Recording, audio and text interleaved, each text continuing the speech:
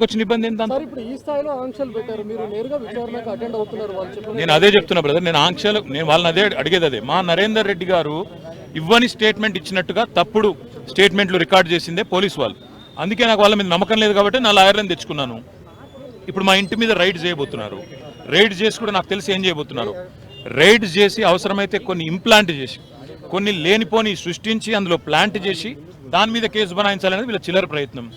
నేను చిట్టినాయుడు గారికి చెప్పేది ఒకటే, నువ్వు ఎన్ని డ్రామాలు చేసినా, ఎన్ని కథలు పడ్డా, ఎన్ని అక్రమ కేసులు పెట్టినా, నువ్వు రైతు భరోసా ఎగ్గొట్టింది ప్రజలకు తెలుసు, నువ్వు మాట తప్పింది తెలుసు, 420 హామీలు ఎత్తగొట్టింది ప్రజలకు అర్థమైంది.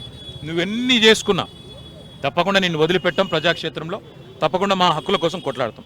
ఇవాళ నేను అడిగేది ఏంటంటే, మొన్న నరేందర్ రెడ్డికి జరిగింది, వాళ్ళ నాకు జరగదని గ్యారంటీ ఏంది? నరేందర్ రెడ్డి ఈయన స్టేట్మెంట్ ఇచ్చినట్టు, కన్ఫెషన్ ఇచ్చినట్టు, అనవసరంగా నా పేరు చెప్పినట్టు లేనిపోని పుకార్లు వీళ్ళే సృష్టించిన పోలీసు వాళ్ళు మీడియాకు లీక్లు ఇచ్చాను. ఇలా నాకు కూడా అట్లే చేస్తారనేది నా డౌట్. రెండవది ఇవాళ నేను మళ్ళీ చెప్తున్నా, నేను ఇక్కడ రాగానే నా ఇంటి మీద రేడ్ చేయాలని చెప్పి వాళ్ళు ప్లాన్ చేసుకున్నారు.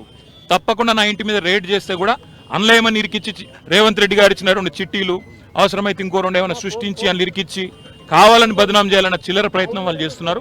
నా హక్కుల కోసం తప్పకుండా నేను కొట్లాడతాను. న్యాయవాదుల సమక్షంలో ఎంక్వైరీ చేయాలని కోరుతున్నా. తప్పే ఉంది. ఇంకో 5 నిమిషాలు చూసిన తర్వాత మరి పోలీసులు సహకరించకపోతే నా దారి నేను పోతాను. పోలీసు వాళ్ళు మరి లిఖితపూర్వకంగా ఏం చేయట్లేదు, కానీ వాళ్ళు ఫోన్లు వాళ్ళు ఏదో మాట్లాడుతున్నారు, పైకి రేవంత్ రెడ్డికి మాట్లాడుతున్నారో మరి ఇంకా డీజీపీకి మాట్లాడుతారో ఎవరికి మాట్లాడుతారో తెలియదు. వాళ్ళు ఏం చెప్తారో దాన్ని బట్టి నా తదుపరి కార్యాచరణ. అడ్వకేట్స్ అనుమతి లేదు అనేది తప్పు. మొన్న పట్నం నరేందర్ రెడ్డి మీద ఏ కుట్ర అయితే వీళ్ళు చేసినరో, ఆయన ఈయని స్టేట్మెంట్ ఇచ్చినట్టు పోలీసు వాళ్ళు ఏదైతే దొంగ స్టేట్మెంట్ సృష్టించి ఆయనను నన్ను బద్నాం చేసే ప్రయత్నం చేసినరో అది జరగకూడదన్నదే నా తాపత్రయం. అందుకే లాయర్ ఉండాలని నేను కోరుతున్నా. లాయర్ ఉంటే వాళ్ళకి అభ్యంతరం ఏందో నాకు అర్థమైతే లేదు. ఏమైనా కానూను ఉందా చూపెట్టు, కాగితం చూపెట్టు అంటే కాగితం చూపెడతలేదు. రానియ మా ఇష్టం. ఇది ఇక్కడ భారత రాజ్యాంగం లేదు, అంబేద్కర్ రాసిన రాజ్యాంగం లేదు, అనుముల రేవంత్ రెడ్డి రాసిన రాజ్యాంగం ఉంది. మా ఇష్టం, మా జాగిర్ అంటారు, ఏం చేయాలి?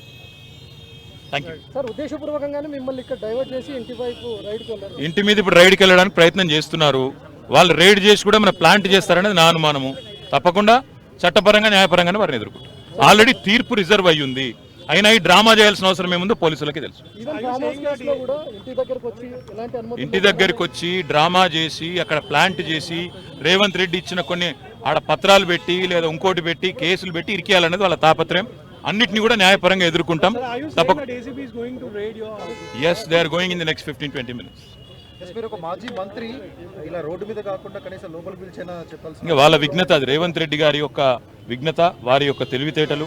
నేను సహకరించడానికి ఇక్కడికి వస్తే నన్ను కనీసం లాయర్ కావాలని నేను కోరుతందుకు కారణం ఒకటి.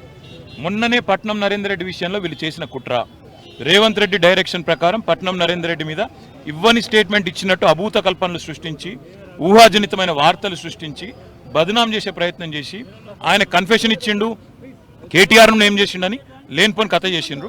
మళ్ళీ మాకు అట్లా జరగకూడదు అనేది నా తాపత్రయం.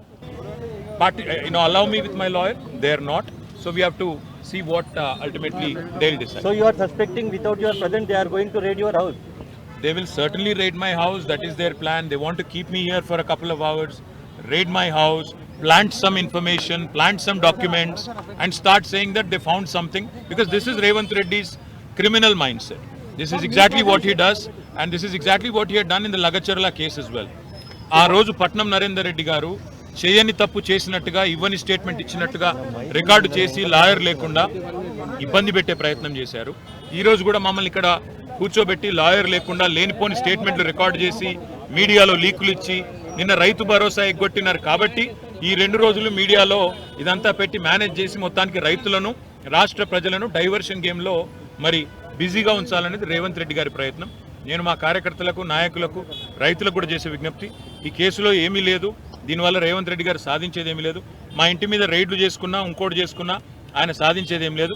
మాకు తెలుసు, ఇక్కడ మమ్మల్ని కూర్చోబెట్టి మా ఇంట్లో ఇవాళ మా మామగారి 2వ సంవత్సరికం ఇంట్లో ఇవాళ ఆ ఏర్పాట్లు జరుగుతున్నాయి.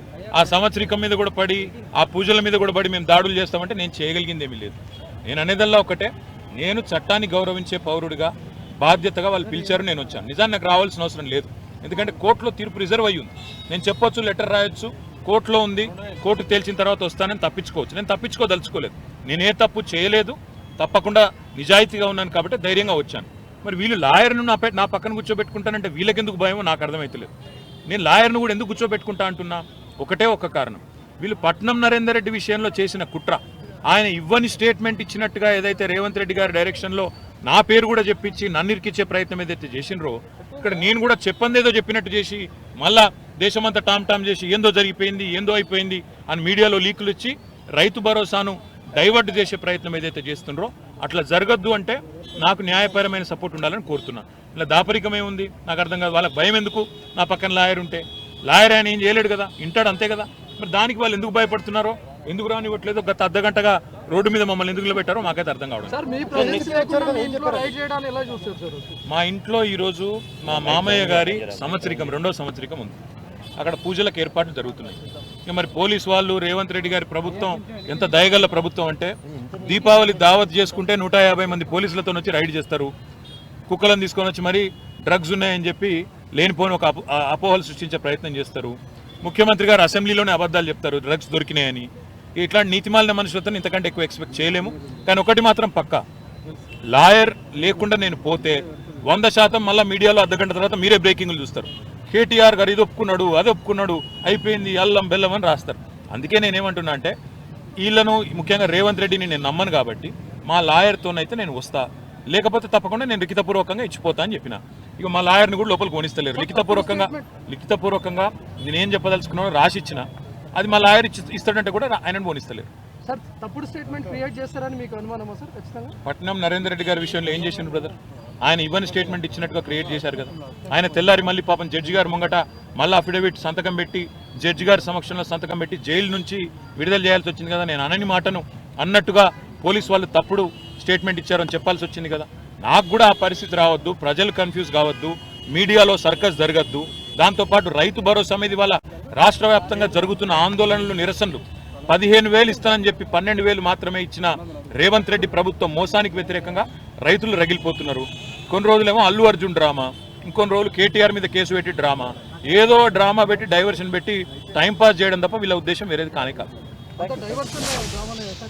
1000% డైవర్షన్ డ్రామా. మీకేమైనా అనుమానం ఉందా? Sir, you are not trusting the government and the ACB. That's why you are. No, I am a law-abiding citizen. I am here respecting Anti-Corruption Bureau and its notice to me. I will also ensure that I will give all the information that they want, but in the presence of my lawyer, because they are mischievous.